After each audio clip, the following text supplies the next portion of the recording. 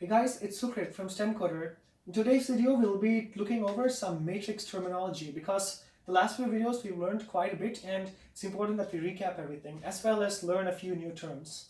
Now, let's talk about echelon and reduced row echelon form.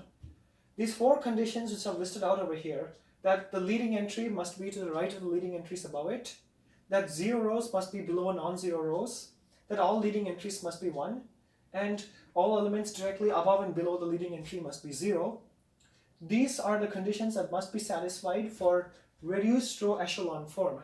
But if you satisfy only conditions 1 and 2, then your matrix is going to be in row echelon form, but not reduced row echelon form.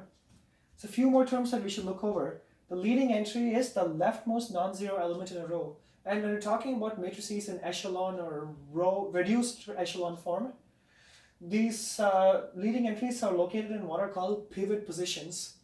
And the pivot column, which is a new term we're learning, they are columns which contain a leading entry. So I have circled leading entries in blue. This matrix is in reduced row echelon form, by the way, because all four of these conditions are satisfied.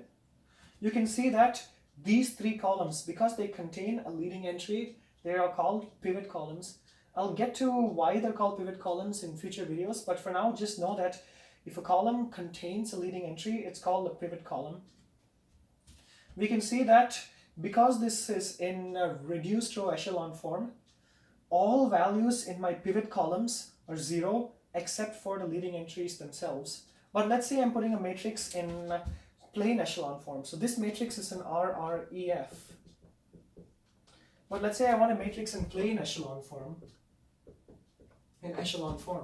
Well, I have a matrix like this: 2, 3, 6, 0, 1, 4, 0, 0, 0. Well, even though this matrix does not satisfy conditions 3 and 4, because I have leading entries which are definitely not 1, and because my pivot columns, which are these two columns over here, they contain values which are not 0 other than the leading entries themselves. This column has the value 3 directly above it.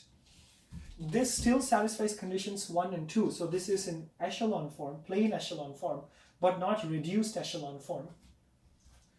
I hope we found this video helpful, and I look forward to seeing you in future videos.